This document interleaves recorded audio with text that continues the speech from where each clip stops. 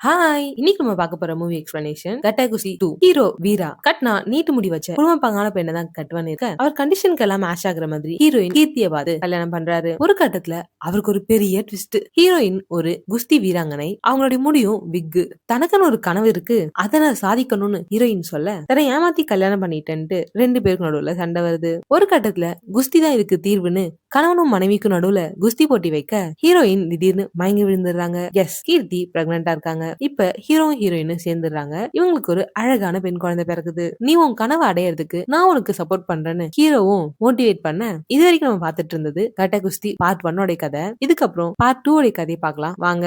கட்ட குஸ்தி 2 இந்த கதையை பார்க்கறதுக்கு முன்னாடி நீங்க நம்ம சேனலுக்கு புதுசா இருந்தா திஸ் மூவி டாக்ஸ் நம்ம சேனலை சப்ஸ்கிரைப் பண்ணிக்கோங்க. அப்பதான் நான் கடகடன் போற வீடியோஸ் நீங்க மடமடன் பார்க்க முடியும். இவங்களுடைய பெண் குழந்தை வளர்ந்து ஸ்கூலுக்கு போக ஹீரோயின் ஸ்டேட் லெவல் சாம்பியன் ஆகி ஸ்போர்ட்ஸ் கோட்டால ரயில்வே டிபார்ட்மெண்ட்ல ஒரு கவர்மெண்ட் வேலை வாங்கிடுறாங்க. இவங்களுக்குன்னு ஒரு குவார்டர்ஸும் கொடுக்க ஹீரோ ஹீரோயின் அவங்க பெண் குழந்தைன்னு வாழ்க்கை ரொம்ப ஸ்மூத்தா போயிட்டு இருக்கு. நம்ம ஹீரோவோ காலையில இருந்து சாயந்தரம் வரைக்கும் கழுவுறதுல இருந்து முழுவது வரைக்கும்னு ஹீரோயினுக்கும் குழந்தைக்கும் தேவையான எல்லாத்தையும் ஒரு ஹவுஸ் ஹஸ்பண்டா இருந்து பார்த்து செய்யறாரு. சமைக்கிறது, கூட்டுறது, பெருக்கிறது, பொண்டாட்டிக்கு ஜூஸ போடுறது, குழந்தைய ஸ்கூல்ல டிராப் பண்றதுன்னு A to Z எல்லா வேலையும் நம்ம ஹீரோ தான் பாக்குறாரு. இப்படி எல்லாத்தையுமே ஹீரோ பாத்துக்கிறதால கீர்த்தியும் நல்லா ஸ்போர்ட்ஸ்ல கவனம் செலுத்துறாங்க. இப்போதான் மாவட்ட அளவுல அவங்களுக்கு ஒரு போட்டி நடக்குது. அதுல கலந்துகிட்டு கீர்த்தி சூப்பரா வின் பண்றாங்க. அவங்க கிட்ட தோத்த பொண்ணும் இந்த சின்ன மேட்ச்ல கூட தோத்துட்டுமே ரொம்ப பொறாமையில இருக்காங்க. கீர்த்தி ஜெயிச்சதும் அவங்க கோச், உனக்கு கிடைச்ச மாதிரி ஒரு புருஷன் எல்லாருக்கும் கிடைச்சா எல்லாராலையும் ஜெயிக்க முடியும்னு வீராவை ரொம்ப பாராட்டி பேசுறாரு. என்னதான் அவர் வெளியில பாராட்டி பேசினாலும் அவர் மனசுக்குள்ள ஏதோ பெரிய வன்மம் இருக்கு. இப்ப யாரெல்லாம் போட்டியில ஜெயிச்சாங்களோ அவங்க எல்லாருக்கும் அமைச்சர் கையால பரிசு கொடுக்குறாங்க. எல்லாருமே தன் குடும்பத்தோட இந்த விழாவில கலந்துக்க நம்ம கோச்சும் அவருடைய ஃபேமிலியோட வந்திருப்பாரு. இப்ப நான் அவார்ட் வாங்க போறேன் பாருங்க அப்படின்ற மாதிரி அவங்க ஒய்ஃப் கிட்ட எல்லாம் பெருமை பீத்திட்டு இருக்க, அந்த மினிஸ்டரோ திடீர்னு ஏதோ வேலை வந்துருச்சுன்ட்டு கடைசி ஆளு யாருப்பா அப்படின்னு கீர்த்திக்கு மட்டும் அவார்டை கொடுத்துட்டு கிளம்பிடுறாரு. இப்ப கோச்சுக்கோ ஒரே அசிங்கமா போயிடுது. அமைச்சர் கையால தான் மெடல் வாங்க போறேன்ற மாதிரிலாம் ஒய்ஃப் கிட்ட பெருமை பீத்த இப்ப அமைச்சரோ அவசர வேலை வந்ததுனால மெடல் கொடுக்காம கிளம்பிடுறாரு. இன்னொரு பக்கம் பிரஸ் மீடியா எல்லாம் கீர்த்தி கிட்ட போயிட்டு உங்களோட வெற்றிக்கு யார் காரணம் அப்படின்ற மாதிரி எல்லாம் பேட்டி எடுக்க நம்ம கோச்சோ அவ நம்ம பேர் தான் சொல்லுவான்னு ரொம்ப ஆர்வமா இருக்க, ஹீரோயினும் என்னுடைய வெற்றிக்கு என்னுடைய கணவர் தான் காரணம், அவர் தான் எனக்கு பக்கபலமா இருக்காரு அப்படின்னு ஹீரோவை சொல்றாங்க. இதை கேட்டு நம்ம பேரு சொல்லலேன்னு கோச் மறுபடியும் மொக்க வாங்குறாரு. கோச்சுக்கு ஹீரோயின் மேல ஒரு பயங்கர வன்மம் இருக்கு. பொதுவா ஸ்போர்ட்ஸ் கோட்டால ஒருத்தவங்களுக்கு வேலை கிடைக்குதுன்னா யாரு அதிகமா வின் பண்றாங்களோ அவங்களுக்கு தான் உயர் பதவி கிடைக்கும். நம்ம ஹீரோயினும் ஒவ்வொரு லெவலா வின் பண்ணி ஹையர் ரேங்க்ல வேலைக்கு போயிடுறாங்க. ஆனா இந்த கோச்சோ பெருசா எதுவும் வின் பண்ணாம ஒரே ரேங்க்ல அதே சீட்டை தேய்ச்சிட்டு இருக்காரு.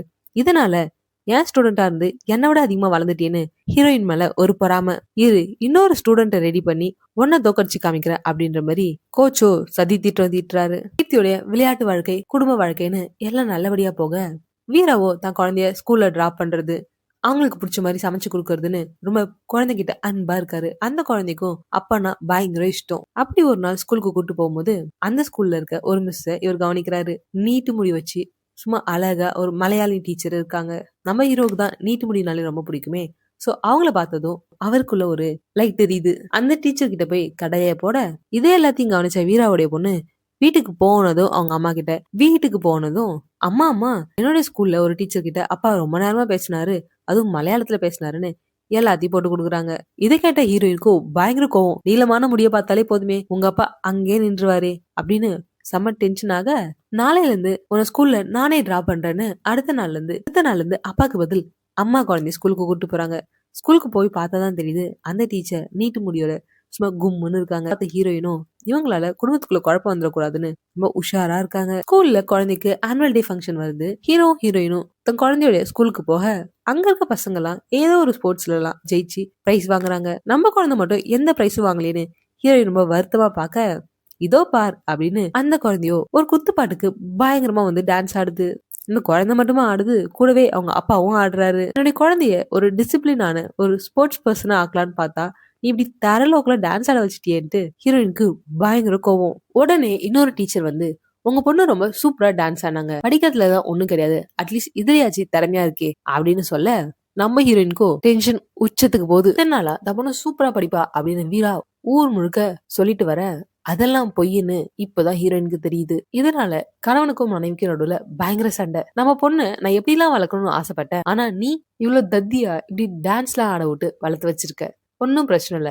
இது வரைக்கும் உன் பொறுப்புல இருந்த நம்ம குழந்தை நாளையில இருந்து என் பொறுப்புக்கு வந்துருவா.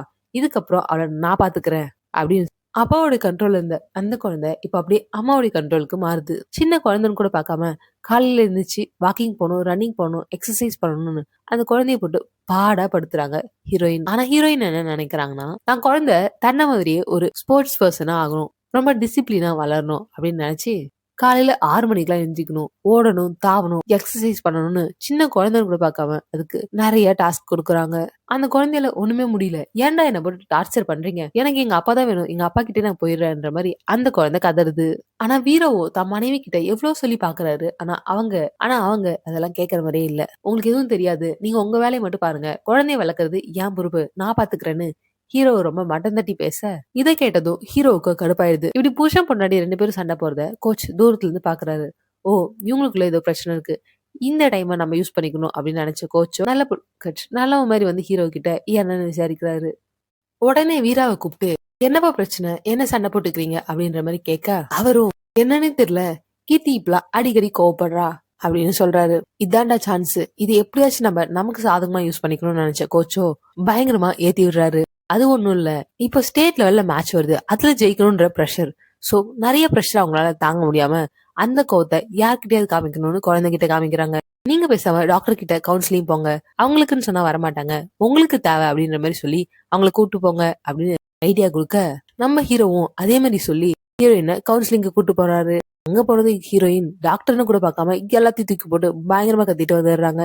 கோச் கிட்ட வந்து ஹீரோயின் பண்ண எல்லாத்தையும் ஹீரோ சொல்ல, ஓகே அந்த பிளான விடுங்க, நான் வேற ஒரு ஐடியா கொடுக்குறேன், நம்ம ஒரு மூலிகை மருந்து வாங்கி கொடுத்து பார்க்கலாம், அதுக்கு நான் சொல்றேன் நாட்டு மருத்துவர்கிட்ட போய் நீங்க பேசுங்க, அவங்க கீர்த்தியோட கோவத்தெல்லாம் குறைக்க ஒரு மூலிகை தருவாரு அப்படின்னு அந்த கோச் சொல்றான். கோச் ரொம்ப நல்லவன் நம்பின ஹீரோவும் அவன் சொல்ற மாதிரியே ஒரு மூலிகை பவுடர் வாங்கி அந்த மூலிகை பவுடரை தினம் ஹீரோயினுக்கு சாப்பாட்டுல கலந்து கொடுக்க, கொஞ்ச நாள்ல ஹீரோயின் கோவத்தெல்லாம் குறைச்சிக்கிட்டு சிரிச்சு பேச ஆரம்பிக்கிறாங்க. இத பார்த்த ஓ, மருந்து சூப்பரா வேலை செய்யுது போல அப்படின்னு அந்த மூலிகை பவுடரை கொஞ்சம் கொஞ்சமா ஹீரோயினுக்கு கொடுத்துட்டே வராரு. இன்னொரு பக்கம் நம்ம ஹீரோயினுக்கோ உடம்பு டயர்ட் ஆகுது, ஸ்ட்ரென்த்தா இருக்க முடியல, முன்னாடி மாதிரி பிராக்டிஸ் பண்ண முடியல, ஏன்னே தெரியாம யோசிச்சுட்டு இருக்காங்க. எதாச்சியா ஒரு நாள் கிச்சன்ல அந்த பவுடரை பார்த்த ஹீரோயின் இது என்னன்னு கேட்க, உண்மையை சொன்னா இவ கோவப்படுவா அப்படின்றதுக்காக குழந்தைக்கு அடிக்கடி சளி பிடிக்குது, அதுக்கான மூலிகை பவுடர்னு சொல்லி சமாளிச்சிடுறாரு. கீர்த்தியும் தான் புருஷன் மேல இருக்கிற சூப்பர் நம்பிக்கையில இதை என்னன்னு கூட பெருசா கண்டுக்கல. இப்படி வீராவும் தினமும் அந்த மூலிகை பொடிய ஹீரோயினுக்கு கலந்து கொடுக்க, இப்போதான் ஸ்டேட் லெவல் மேட்சும் நடக்க போகுது. இந்த பக்கம் அந்த மலையாளி டீச்சரும் ஹீரோ கிட்ட வந்து, நீங்க தான் சூப்பரா சமைக்கிறீங்கல்ல, கோயம்புத்தூர்ல ஒரு சமையல் போட்டி நடக்குது, நீங்க அதுல பார்ட்டிசிபேட் பண்ணா கண்டிப்பா ஜெயிக்கலாம்னு சொல்றாங்க. இதை கேட்ட அவங்க குழந்தையோ அப்பா கலந்து ஜெயிக்கணும்னு ரொம்ப ஆசைப்படுறாங்க. ஆனா வீராவுக்கோ அந்த காம்படிஷன் நடக்கிற அன்னைக்குதான் கீர்த்தியோட மேட்ச் இருக்கு, சோ என்னால வர முடியாதுன்னு சொல்றாரு. மேட்ச் அப்பப்பதான் நடக்குது, டெய்லி தான் நடக்குது, அதெல்லாம் பார்த்தா முடியுமா, நமக்கு காம்படிஷன் தான் முக்கியம்னு சொல்லி குழந்தை ஆசைப்பட, ஹீரோ அந்த மலையாள டீச்சர் குழந்தை அப்படின்னு 3 பேருமா கிளம்பி சமையல் காம்படிஷனுக்கு போயிடுறாங்க. இந்த பக்கம் கீர்த்திக்கு நேஷனல் லெவல்ல மேட்ச் நடக்குது, நம்ம தான் ஜெயிப்போன்னு ரொம்ப கான்பிடென்டா விளையாடுறாங்க. ஆனா விளையாட கீர்த்தியால முன்னாடி மாதிரி ஸ்ட்ராங்கா இருக்க முடியல. அவங்க கால் எல்லாம் பயங்கரமா தடன்னு ஆடுது, ஸ்ட்ரென்த்தே இல்லாம ரொம்ப வீக்கா ஃபீல் பண்றாங்க. இப்படி அந்த போட்டியிலயும் தோக்க, முன்னாடி அவங்க கிட்ட ஒரு பொண்ணு தோத்துருக்கும்ல, அந்த பொண்ணுதான் இப்ப இந்த மேட்ச்ல ஜெயிச்சிடறாங்க. ஹீரோயினுக்கு ரொம்ப மனசு கஷ்டமா போயிடுது. இந்த நேரத்துலதான் அந்த கோச் வந்து, ஐயோ அப்படிலாம் இருக்க வாய்ப்பே இல்லையே, என்ன கீர்த்தி உன்னுடைய பிளட் டெஸ்ட்ல ஏதோ ஸ்டிராய்ட்ஸ் எடுத்துக்கன்னு வருதான் அப்படின்ற மாதிரி ஹீரோயின் கிட்ட வந்து கேட்க, ஹீரோயினுக்கு ஒண்ணுமே புரியல. அந்த ஊக்கம் மருந்து வேற எதுவும் இல்ல, நீங்களா கெஸ் பண்ணிருப்பீங்கன்னு நினைக்கிறேன். நம்ம ஹீரோ கீர்த்திக்கு கோவம் குறையணும்ட்டு ஒரு மூலிகை பவுடர் கொடுத்துட்டு இருந்தாரு இல்லையா, அதுதான். கோச்சோட சூழ்ச்சியால வேற ஏதோ ஒரு ட்ரக் எடுத்துட்டு வந்து மூலிகையா ஹீரோ கிட்ட கொடுத்துடுறாங்க.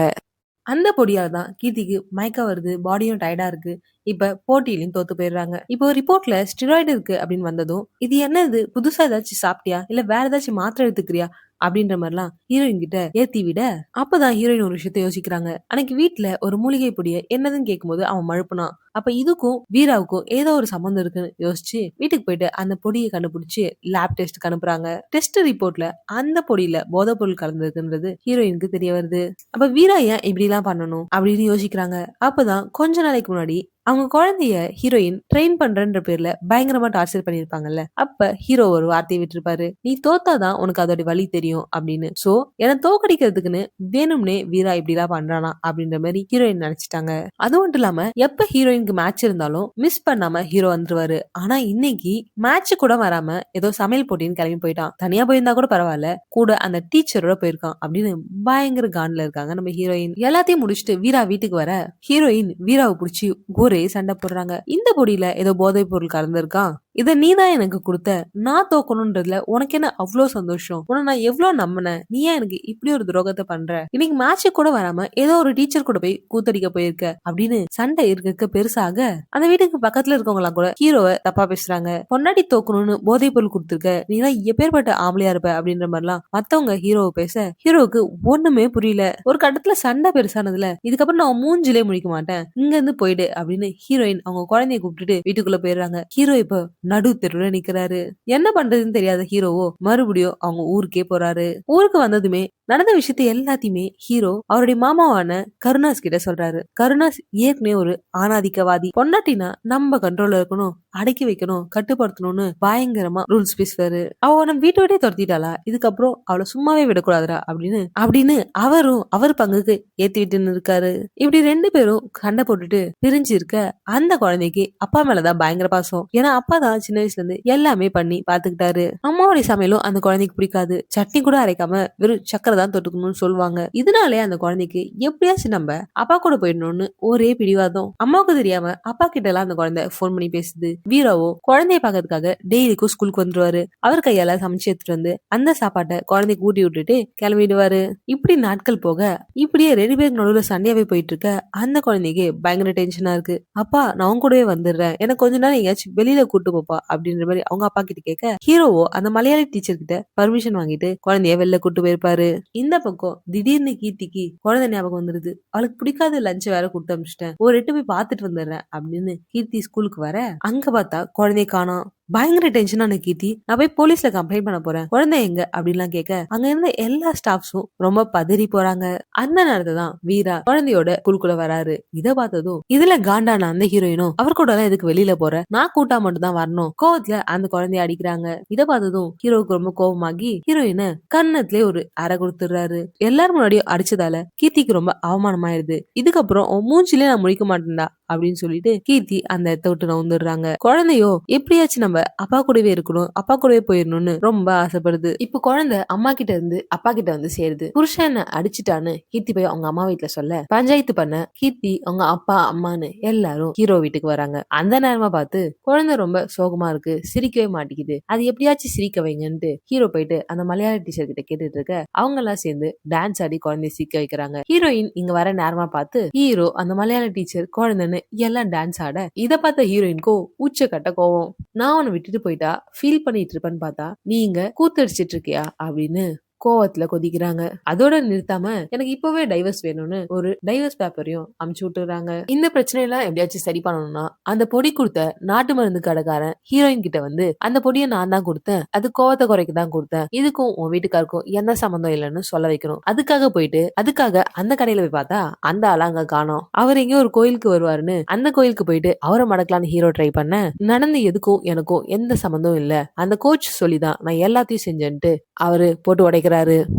அட பாவி, நீ நல்லவன் நினைச்சி என் பிரச்சனை எல்லாம் உன்கிட்ட வந்து சொன்ன பாரு, நீ இப்படி பண்ணி வச்சிருக்கே அப்படின்ற மாதிரி நினைச்சு நேரா கோச் கிட்ட போய் தட்டி கேட்க ஆமாண்டா நான் வேணும்னே தான் பண்ணேன், என்ன பண்ண முடியும் உன்னால, எனக்கு கிடைக்க வேண்டிய மரியாதை கௌரவம் இது எல்லாத்தையும் உன் பொண்டாட்டி கிடைச்சிட்டு இருந்துச்சு, பழிவாங்கிறதுக்காக தான் நான் அப்படி பண்ணேன் அப்படின்னு கோச் சொல்ல வீராவுக்கு பயங்கரமா கோவம் வந்து கோச்சை பயங்கரமா போட்டு அடி வெளுத்து வாங்கிடுறாரு. சோ இதெல்லாம் தெரிஞ்ச உடனே இந்த விஷயம் எல்லாம் தெரிஞ்ச உடனே ஒரு ஒய்ஃப் கிட்ட போயிட்டு இதுக்கு எல்லாத்துக்கும் நான் காரணம் இல்ல, கோச் தான் காரணம் அப்படின்னு சொல்லலான்னு போனா எனக்கு எல்லாமே முன்னாடியே தெரியும், கோச் என்கிட்ட சொல்லிட்டாரு, நீ தான் அவரை அடிச்சு உதச்சி மிரட்டி இப்படி சொல்ல வச்சிருக்க, என்கிட்ட வந்து மறுபடியும் கேம் ஆடாத அப்படின்னு கீர்த்தி திட்டுறாங்க.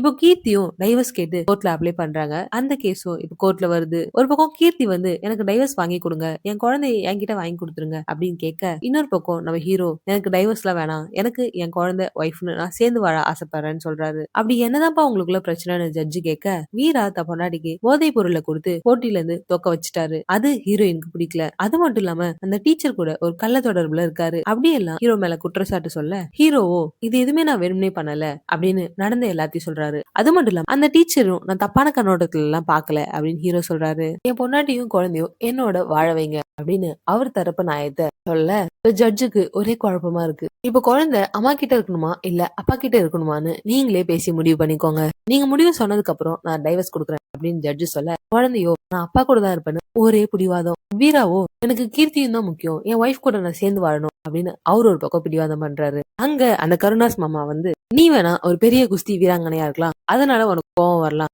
ஏன் மாப்பிளையும் குஸ்தி வீராங்கனை தான், அவனுக்கும் கோவம் வரும், நீ வேணா அவன் கூட குஸ்தியில சண்டை போட்டு ஜெயிச்சு காமிச்சு பாக்கலாம் அப்படின்னு சவால் விட, 2 பேருக்கு நடுவுல ஒரு போட்டி வைக்கிறாங்க. அந்த போட்டியில யார் ஜெயிக்கிறாங்களோ அவங்க விருப்பப்படி குழந்தை அவங்க கூட வளரும். இன்கேஸ் ஹீரோயின் அந்த போட்டியில ஜெயிச்சிட்டா குழந்தைய அவங்க கூட வளர்த்துக்கலாம், டிவோர்ஸும் கிடைச்சிரும். ஒருவேளை ஹீரோ அந்த போட்டியில ஜெயிச்சிட்டா ஹீரோயினும் நடந்தது எல்லாத்தையும் மறந்துட்டு ஹீரோ கூட சேர்ந்து வாழணும். இப்படி ஒரு கண்டிஷன்ல பழையபடி கோலாகலமா ஒரு குஸ்தி போட்டியை ஸ்டார்ட் பண்றாங்க. இப்படி கணவனுக்கும் மனைவிக்கும் நடுவுல குஸ்தி போட்டி நடக்க, இந்த போட்டியை தலைமை ஏற்று நடத்துறது அந்த ஜட்ஜு தான். இந்த போட்டியில 20 பாயிண்ட் யாரு ஃபர்ஸ்ட் எடுக்கிறாங்களோ அவங்க தான் ஜெயிச்சுதான் அர்த்தம். இப்படி 2 பேருக்கு நடுவுல போட்டி ஆரம்பிக்க, கீர்த்தி பயங்கரமா போட்டு அடிக்கிறாங்க. அடி அடின்னு அடிச்சு பாயிண்ட்ஸை ஏத்திக்கினே போறாங்க.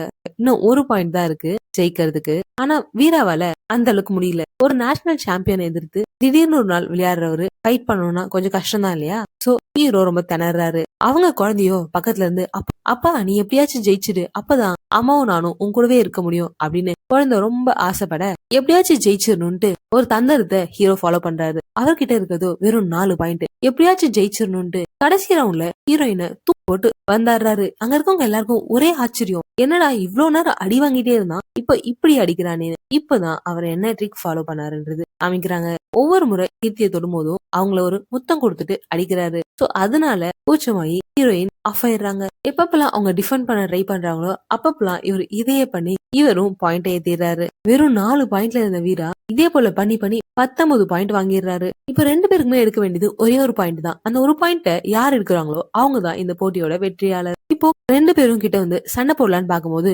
வழக்கம் போல ஹீரோயின் மயக்கம் போட்டு விழுந்துடுறாங்க. அங்க இருக்க எல்லாருக்கும் ஒரே அதிர்ச்சி, மறுபடியும் ஹீரோ ஏதோ கலந்து கொடுத்துறாரா அப்படின்னு. அங்க இருக்க ஒரு பாட்டி வந்து செக் பண்ணி பார்த்து மறுபடியும் ஹீரோயின் பிரெக்னெண்டா இருக்காங்கன்னு சொல்றாங்க. சோ இப்போயும் இவங்க 2 பேர்ல யார் ஜெயிச்சாங்கன்றதெல்லாம் இல்லாம கீர்த்தி பிரெக்னென்ட் ஆனதுனால மேட்ச் அப்படியே முடியுது. அப்படியே ஒரு வருஷம் கழிச்சு இந்த முறை ஹீரோயினுக்கு ட்வின்ஸ் பேபி பிறக்குறாங்க. இப்படி வீரா கீர்த்தி அவங்களுடைய குழந்தைங்கன்னு குடும்பமா ரொம்ப சந்தோஷமான ஒரு வாழ்க்கையை வாழ்றாங்க. இப்படிதான் இந்த படத்தை முடிக்கிறாங்க. எப்படியாச்சு நேஷனல் லெவல்ல ஒரு சாம்பியனா ஆயிடணும்ன்றதுதான் ஹீரோயினோட ஆசை. அதுக்கு ஹீரோ இப்போ ஃபுல் சப்போர்ட் கொடுக்குறாரு. இப்போதான் கீர்த்திக்கு எப்படி அந்த நாட்டு மருந்து பொடி மேட்டர் தெரிஞ்சதுன்ற பிளாஷ்பேக்க காமிக்கிறாங்க. கீர்த்தி கூட பலமுறை போட்டி போட்டு ஒரு பொண்ணு தோத்து போயிருக்கும். சோ அந்த பொண்ணு குறுக்கு வழியில எப்படியாச்சும் ஜெயிக்கலான்னு ட்ரை பண்ணும்போதுதான் திடீர்னு மனசு மாறி கீர்த்திக்கிட்டே வந்து, இந்த மாதிரி அந்த பொடிக்கும் ஹஸ்பண்ட்க்கும் எந்த சம்மந்தமும் இல்ல, இதெல்லாம் பண்ணது அந்த கோச் தான் அப்படின்னு உண்மை எல்லாத்தையும் சொல்லிட்டு இருப்பாங்க. சோ இதெல்லாம் தெரிஞ்சதுக்கு அப்புறம் இப்போ இவங்க குடும்பமா ரொம்ப சந்தோஷமான ஒரு வாழ்க்கையை வாழ்றாங்க. இப்படிதான் இந்த படத்தை முடிக்கிறாங்க. இந்த படத்துக்கு நான் கொடுத்த வாய்ஸ் ஓவர் உங்களுக்கு பிடிச்சிருந்துச்சுன்னா வீடியோக்கு ஒரு லைக் போடுங்க. நீங்க நம்ம சேனலுக்கு புதுசா இருந்தா மிஸ் மூவி டாக்ஸ் நம்ம சேனலை சப்ஸ்கிரைப் பண்ணிக்கோங்க. தேங்க்ஸ் ஃபார் வாட்சிங்.